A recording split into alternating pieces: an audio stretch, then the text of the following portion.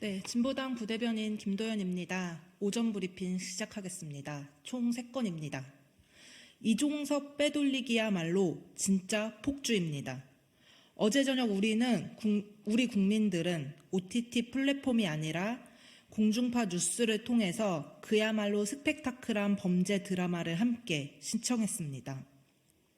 대통령은 해병대 최상병 사망 사건의 외압 의혹 당사자로 공수처 수사를 받던 전 국방부 장관을 호주 대사로 임명했고, 공수처의 수사 신용에 법무부의 변개 같은 출국 금지 해제로 이종섭 전 장관은 외교관 여권을 챙겨 공안 뒷문으로 빠져나갔습니다. 이런 것이 바로 폭주입니다.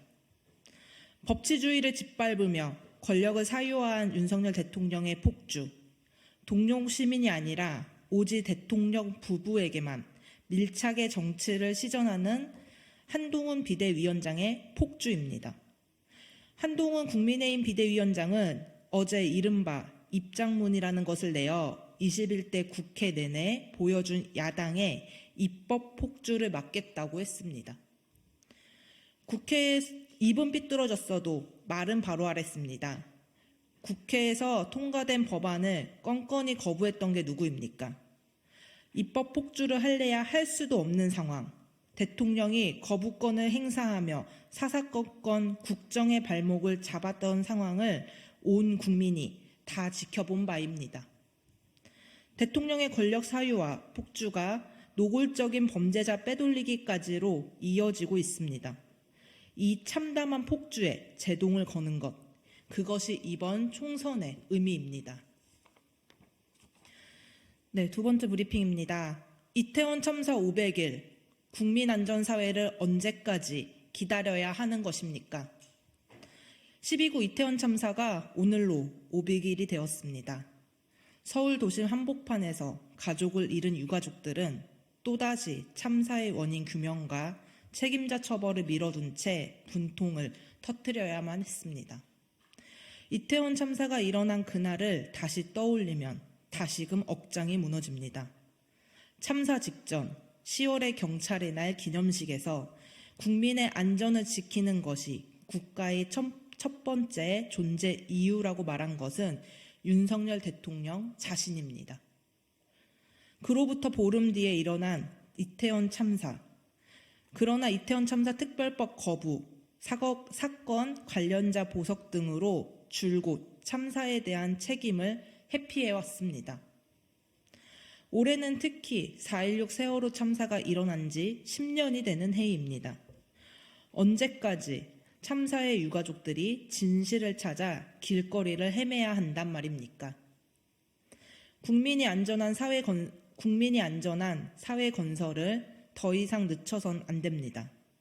조금이라도 특조위를 구성하고 제대로 된 진상조사부터 시작해야 합니다. 네, 세 번째 브리핑입니다. 한동훈 위원장, 과일 사 먹기도 어려운 민생 알기나 합니까?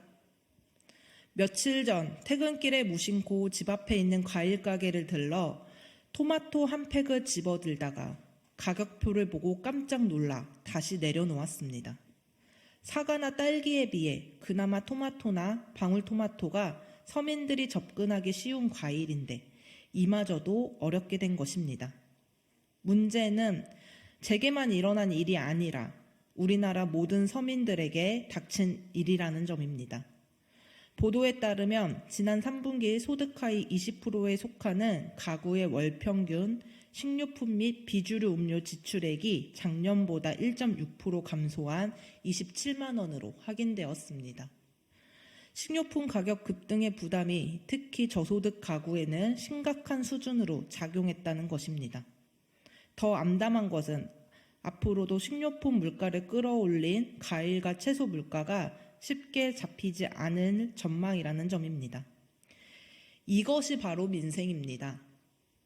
한동훈 국민의힘 비대위원장은 어제도 이른바 입장문을 내고 민생을 위해 혁신하며 정치 개혁을 하겠다고 공언했습니다. 정부 여당에서는 입만 열면 민생 우선을 주창하는데 도대체 현실은 왜 이토록 참담하단 말입니까? 이러고도 과연 정부 여당은 민생을 읊조릴 자격이 있습니까? 한동훈 위원장님, 말로만 하시지 마시고 이 참담한 민생 어떻게 책임지실 겁니까? 이상입니다.